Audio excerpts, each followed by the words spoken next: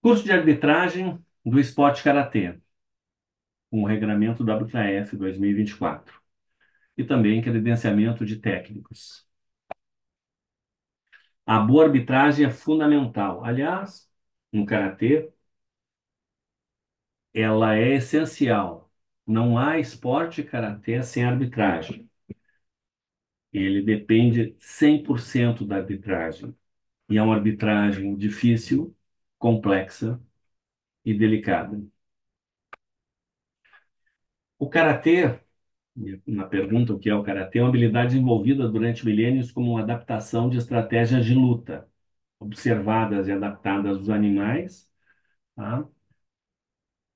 Foi impregnado da metafilosofia zen budista pelo Bodhidharma, quando ele consegue a confiança dos mestres do Kalapait, na Índia, e lhe ensinam, que até então era algo hermético, ensinado somente a discípulos escolhidos a dedo. Com o tempo, aí centenas e centenas de anos, foi se espalhando até chegar em Okinawa e ser modificada pela cultura de perfeccionismo japonês, tá? E isso resultou num método bastante direto, didático e eficaz de aprendizado de defesa pessoal. O esporte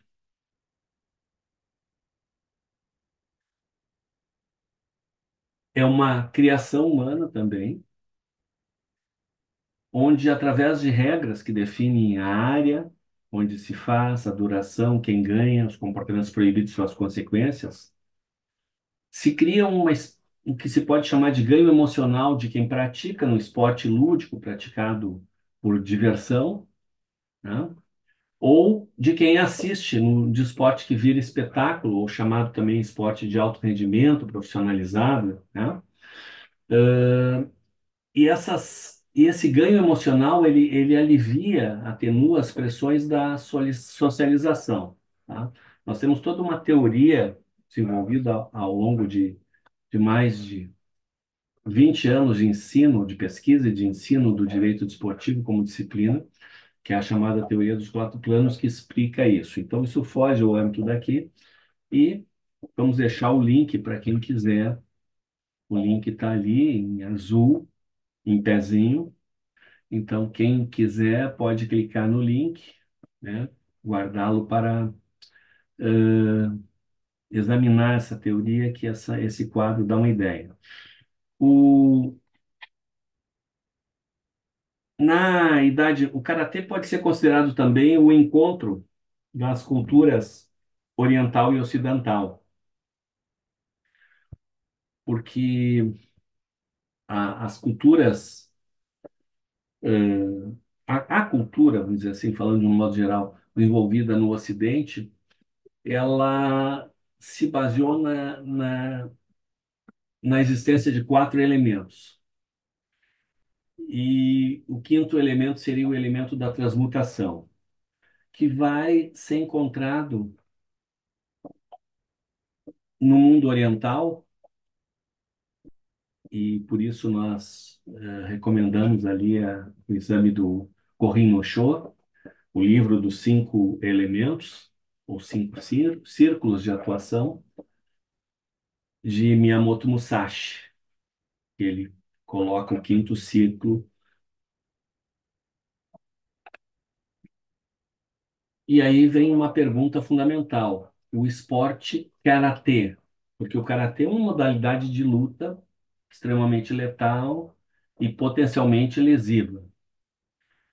Como que ele se transforma num esporte seguro, né? Dentro daquela perspectiva de que esporte é saúde, né?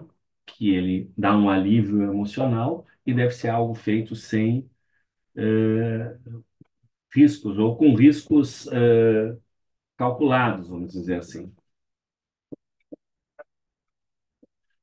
Bom, se o esporte é regra, o esporte karatê é aquela parte da arte de lutar karatê delimitada e alterada pelas regras que definem a área onde ocorre, a duração, quem ganha, comportamentos proibidos e suas consequências, que foram criados para ganho emocional de quem pratica ou de quem assiste, né?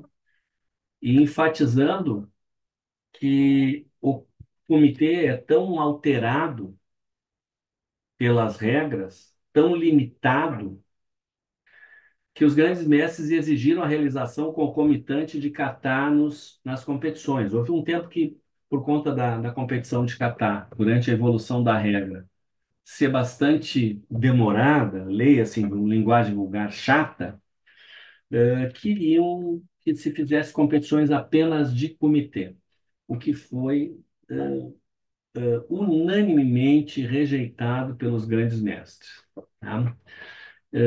Com o tempo evoluindo as regras, a competição de kata foi se tornando mais dinâmica e hoje a avaliação com pontos corrige uma distorção que ocorria da questão da força. Os atletas muito fortes faziam bases, às vezes, equivocadas, que não seguiam o ensinamento técnico e terminavam ganhando por conta do impacto visual que causava no quadro de arbitragem aquela força com que faziam, tá? E aí não era karatê, não estava ganhando quem fazia o melhor karatê. Isso foi corrigido pela avaliação com pontos que nós vamos ver na segunda parte do curso, tá? Mas importante é ter em mente que o comitê é tão alterado pelas regras que de centenas de golpes e suas variações possíveis e usados e treinados no karatê, nós temos menos de 10 golpes que são permitidos serem demonstrados na competição. Então ele fica bastante limitado. Basicamente, a competição de comitê, ela avalia a capacidade de lidar à distância, né, e o fluxo de golpes, mas avalia muito pouco a variação de golpes. Você pode ver que grande parte das pontuações são sempre pelos mesmos golpes. A avaliação de comitê e de kata também, elas exigem a aceleração da velocidade de percepção visual, tá? Não basta apenas o conhecimento e a experiência na aplicação do conjunto das regras. É preciso acelerar o metabolismo visual para conseguir enxergar os movimentos e avaliar, catar e pontuar os golpes pontuáveis e penalizar as faltas no comitê. A velocidade dos movimentos nos atletas de nível competitivo ultrapassa 10 metros por segundo. Então, uma região de,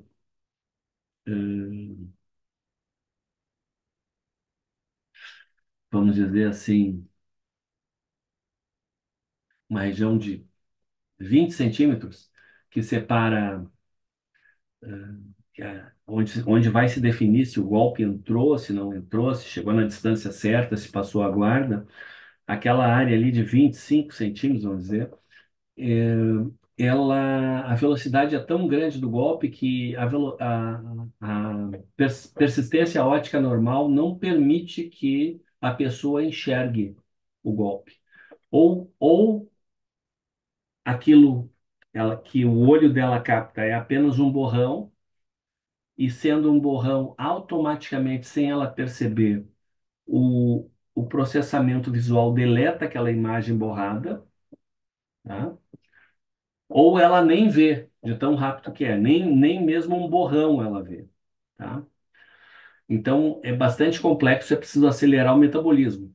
Por isso que se exige que, para ser árbitro, seja faixa preta, que já tenha participado de competições, que lute, né? Porque é preciso ter velocidade. Além disso, é preciso ter também a questão de capacidade de processar, para dar um ponto, entender e processar os 6 critérios de pontuação e, finalmente, examinar vários golpes que ocorrem num segundo. Num segundo, às vezes, atletas de alto desempenho, eles conseguem dar 4 golpes, 2 ou 3 cada um, 5 golpes num segundo. Um segundo. Então, 1 segundo e meio vai a 6, 7, 8 movimentos. E aí? Vários deles não entraram por causa da distância, mas teve um que entrou. Aí, como o árbitro só conseguiu ver o primeiro, no máximo o segundo, aquele golpe que era pontuável não recebe pontuação. E isso é um grande problema. Os 6 critérios de pontuação estão no item 8.5 da regra atual.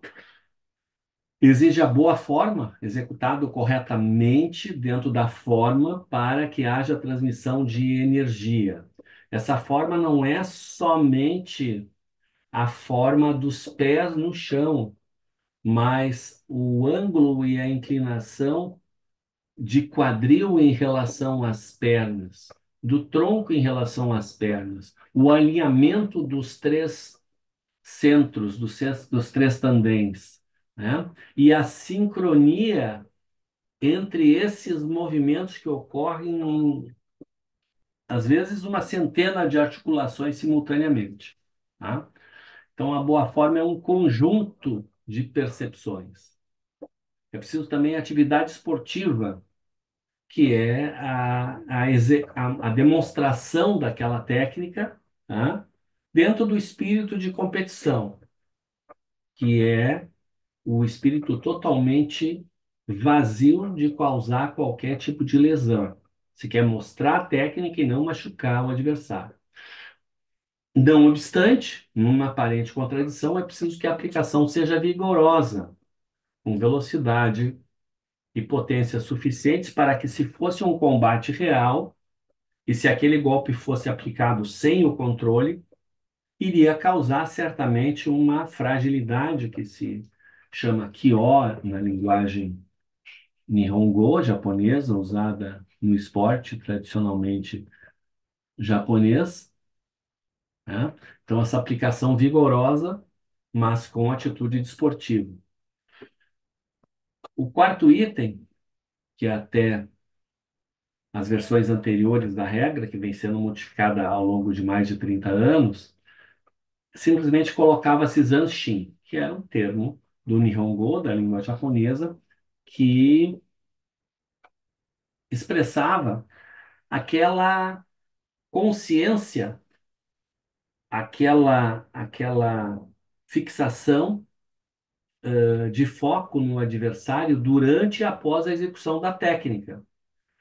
Para que, se fosse um combate real e a técnica tivesse sido executada e o adversário tivesse entrado em QO, em fragilidade, pudesse se aproveitar para aplicar a técnica que realmente iria nocauteá-lo e acabar com a disputa, né? Então, não se pode admitir que o atleta se vire ou até que se desequilibre e caia depois de completar a técnica, ao menos que essa queda tenha sido causada por uma falta do adversário, né? É preciso, então, o zanshin, a consciência no adversário, o foco no adversário, né?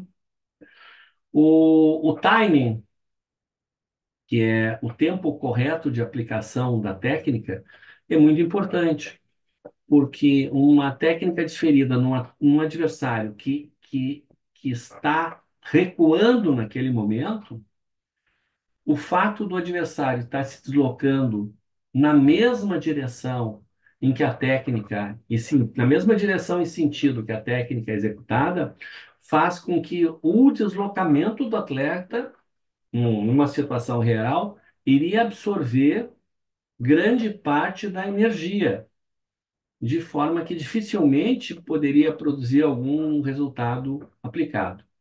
E, por fim, mas não por menos, né? Até nós devemos lembrar que na grafia japonesa, né, e de outras culturas, se começa por baixo.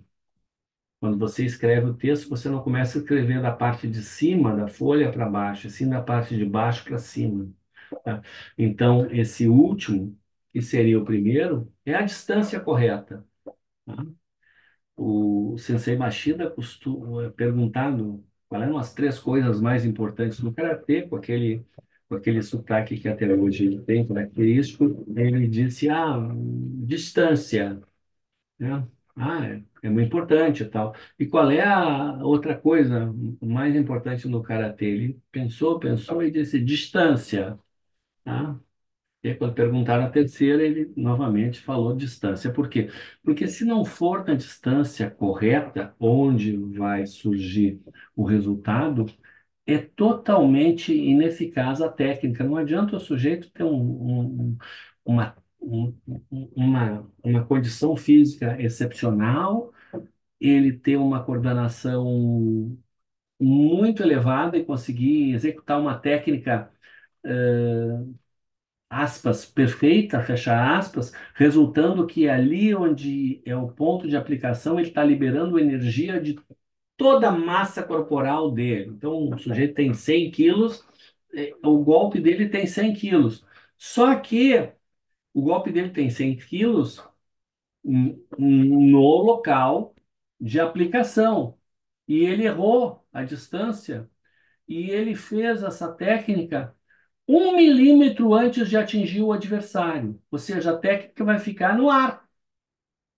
A energia vai se dissipar, não vai produzir resultado. Então, a distância é muito importante, tá? E também é importante ter em conta isso o árbitro, porque quando o atleta executa uma técnica, ele sente com o seu corpo que a forma foi boa. Ele tem consciência de que a sua atitude era esportiva. Ele sente que aplicou vigorosamente. Ele ficou focado no adversário, ele tem Zanshin. Ele, ele percebe que aplicou no timing correto. Portanto, quando não é pontuada uma técnica que ele fez, ele inconscientemente tende a pensar que a distância não foi correta, porque é a única coisa que ele não consegue perceber. Porque como a técnica ela é aplicada com controle e é recolhida corretamente antes de atingir o adversário, ou até em nível de pele, nas categorias que assim o permite, nós vamos ver em seguida, quando a técnica é aplicada, e o atleta recolhe, ele não tem visão, ele não tem visão, porque quem vê isso é quem está de lado, quem está olhando lateralmente. Ele não tem visão se ele está realmente na distância correta. Se fosse um combate real, ele saberia porque o adversário ia receber o golpe e ia entrar em KO, então estava todos os critérios atingidos. Mas quando ele faz com controle, isso ele perde. Ele perde, ele não sabe se fez na distância correta. Então ele tende a inconscientemente pensar que a distância não está